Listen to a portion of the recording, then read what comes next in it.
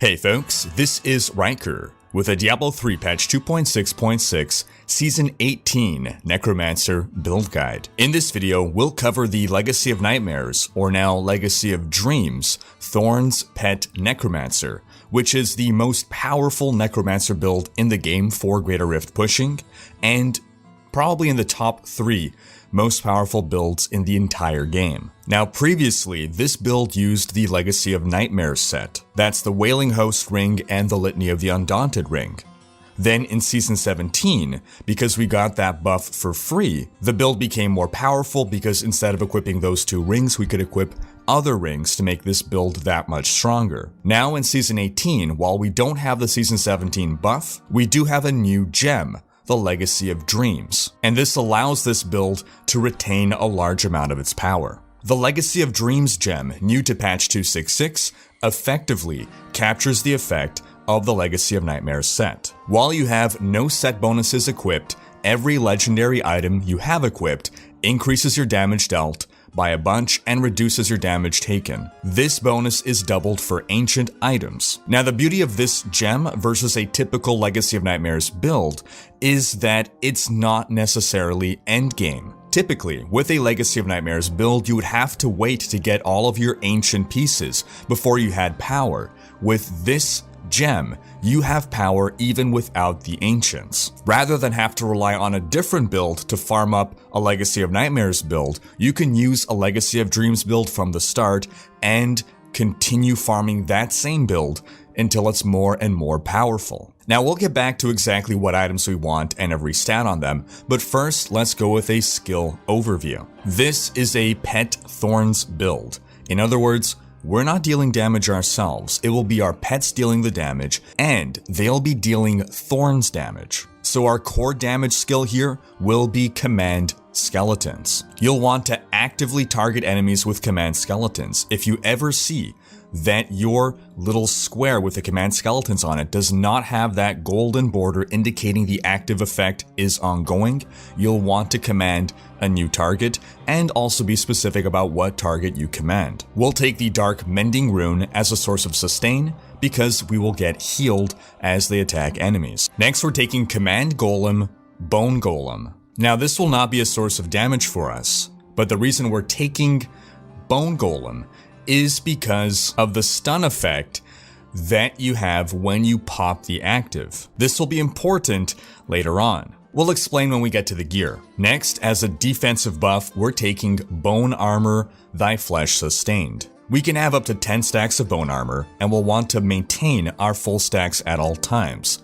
Every stack gives us additional damage reduction. Then our Rune of Choice, Thy Flesh Sustained, gives us life per second, additional regeneration. Next we'll be taking Frailty, Scent of Blood. As a base effect, Frailty outright kills any enemies that dip below 15% health. And the Scent of Blood rune makes our minions deal 15% increased damage to the target. It's a natural fit for our build. You'll want to ensure that you're popping this curse on all the enemies that you see. And that's the beauty of a Thorns Necromancer build. You can build it in a number of different ways. In the variant we're presenting here, we have the Leech Curse with Cursed Ground rune. This gives us additional sustain.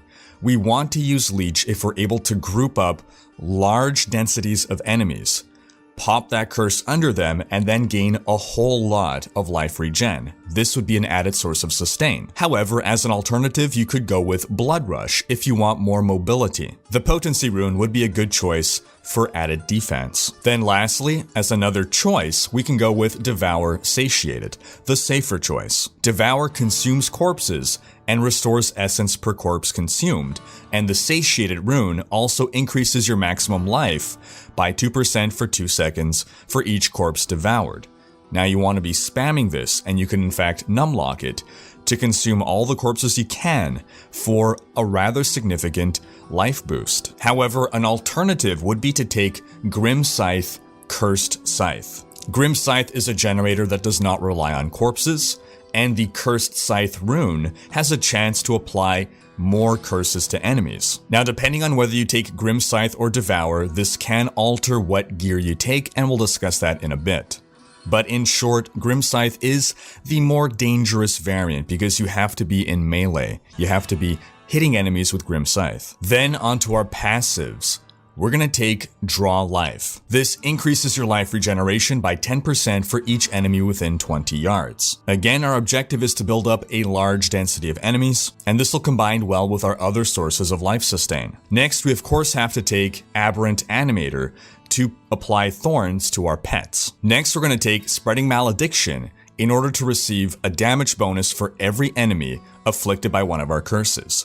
If we see an enemy on screen, it should be cursed. If it's not, do something about that. Apply a curse. This build really starts to shine once we have a big density of enemies on screen at those higher greater rifts, and we're able to stack massive bonuses. Do be aware that if you move about a screen and a half away from an enemy, you will no longer benefit from Spreading Malediction. Lastly, we'll take Eternal Torment. Your curses cost 50% less essence and last forever. This will really help with our resource management and ensure that you never have to cast your curse more than once on any given enemy. Alright, next we'll do an overview of the gear pieces that we want. Now our shoulders are the least important piece here. Ideally, you want Pauldrons of the Skeleton King. Why? When receiving fatal damage, there's a chance that you don't actually die. This isn't a guarantee, this item is not mandatory. Preferentially get good shoulders with good stats. Good stats absolutely trump having Pauldrons of the Skeleton King. And we'll go over those stats in a bit. Next piece, Andariel's Visage. This is the only helm that can roll with increased elemental damage. Next, for our amulet, we have two choices here. Either a Wisdom of Kalan in order to stack more stacks of bone armor and thus gain more toughness, or we go with the heavily offensive option of Squirt's Necklace, new to patch 266. If you can keep the buff up, Squirts translates into an enormous damage boost, and should be the choice of preference. Next, we're taking the Aquila Cuirass for added defense. We want to maintain a high percentage of resource so that we're always benefiting from this 50% damage reduction. Next, for our bracers, we'll be taking Nemesis Bracers. This is an elite hunting build, not a full clearing build. Therefore, if we can spawn more elites, we can progress more rapidly and efficiently through a rift. Next, we'll need Dainty's Binding for a huge amount of defense. You gain an additional 50% damage reduction when there is an enemy afflicted by any of your curses, and there should always be multiples. Next, for mobility, we want Illusory Boots. Especially if you are not going with Blood Rush, you need the ability to escape the hordes of enemies you're going to be stacking up. Illusory Boots lets us run around, build up density without getting trapped. Next, absolutely critical, is the Bone Ringer. The damage bonus of command skeletons increases by 30% per second they spend attacking the same target.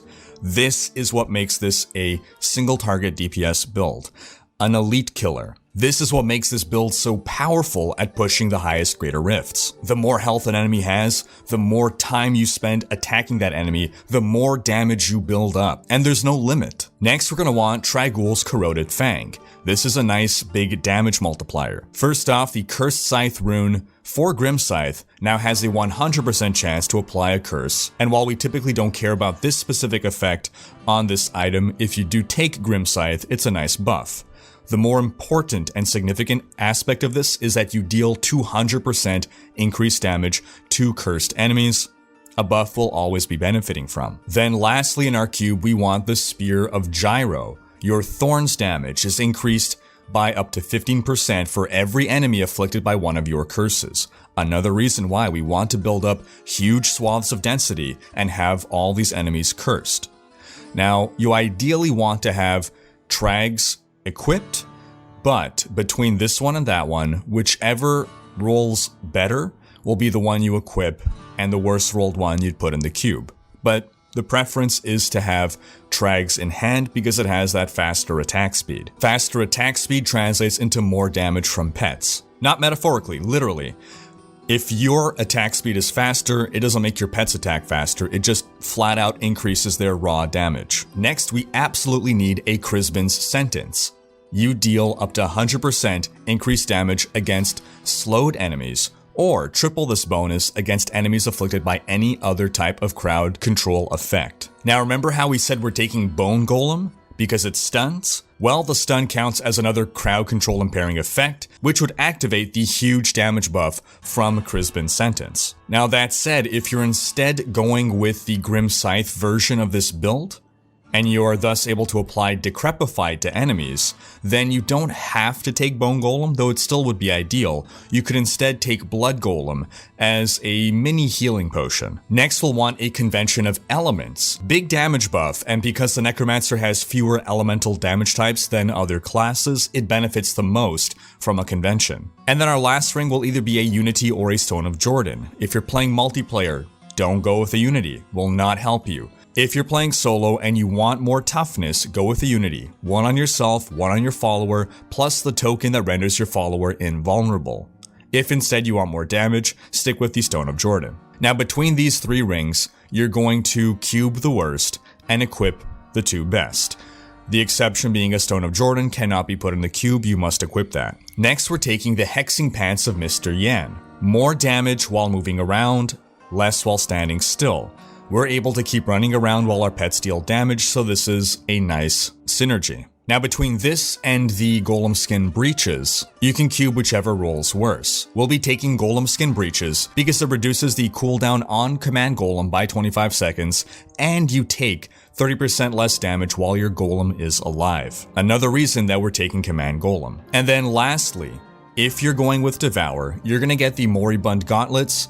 Your Golem sheds a corpse every second. If you're going for the Grim Scythe variant, then you don't need corpses, you don't need these gauntlets. You would instead go with Tasker and Theo for faster pet attack speed. As for the exact stats that you want on every piece of gear: shoulders, intelligence, vitality, armor, command skeletons damage, and thorns damage as a secondary. For our helm, physical damage, intelligence, then you can either go with attack speed or vitality. And Dariel's Visage is one of the few helms that can roll attack speed. But if you want the extra toughness, you go with Vitality instead. We don't need cooldown or resource cost reduction in this build, so we're going with an Amethyst in the helm for more life, and ideally do try to get Thorns damage as a secondary wherever you can. On our Amulet, we want physical damage, intelligence, attack speed. For our Gauntlets, intelligence, vitality, armor, life regen. Remember our life regen synergy. That said, if you want to go more offensive, you could work attack speed into here, and you could also work in some cooldown reduction. More cooldown reduction means you'll be able to pop Command Golem more often. On our chest, intelligence, command skeletons damage, and life regen. For our bracers, physical damage, intelligence, vitality, armor. Note that in a Thorns build, crit chance and crit damage are not important. Thorns cannot crit. On our belt, intelligence, vitality, all resist, life regen. Our pants, intelligence, vitality, armor. Our boots, intelligence, vitality, armor, all resist. For our rings, intelligence, vitality, life percent. If you do want to go more offensive though, you can get attack speed and cooldown reduction. For our offhand, intelligence, vitality, increased damage versus elites, and command skeleton damage. And then for our weapon, intelligence, vitality, increased damage versus elites, cooldown reduction. We could also work in attack speed instead somewhere. Now do note that in a Thorns build, you can actually roll the damage off your weapon. That's why you see only 461.5 DPS as opposed to a couple thousand. It's pretty resource expensive to manage to roll off that damage, but that will be your idealized setup. For our Paragon point priority, start by maximizing move speed, then dump everything into intelligence. For offense, attack speed, cooldown, the other two don't matter. For defense, life, armor, all resist, life regen. And for utility, life per hit, resource cost reduction, area damage, gold find. And that is going to wrap up this video. But do be sure to check out our video on the best builds of Season 18. Also, just a quick reminder that if you want to get your name on the Rikers Raiders 2019 t-shirt, you have until September 1st to do that. Only $1 gets your name on the design. Thanks for watching. Special thanks to my Twitch, Patreon, and YouTube supporters for making these videos possible. If you like what you see on this channel and want to support the creation of more content, you can consider pledging on YouTube or Patreon and unlocking behind-the-scenes content, monthly virtual hangouts, and more. If you enjoyed this video, please share it. Check out these other videos and subscribe to join Rikers Raiders for more Diablo content.